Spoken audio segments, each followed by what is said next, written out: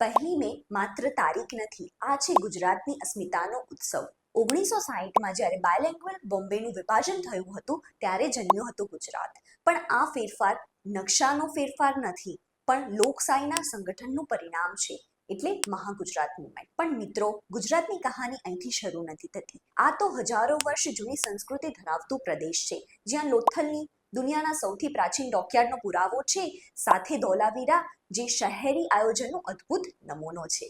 આ છે ધરતી જ્યાં દુનિયાએ શીખ્યું છે મહાત્મા ગાંધીનું સત્ય અને અહિંસા અને સરદાર વલ્લભભાઈ પટેલની એકતા।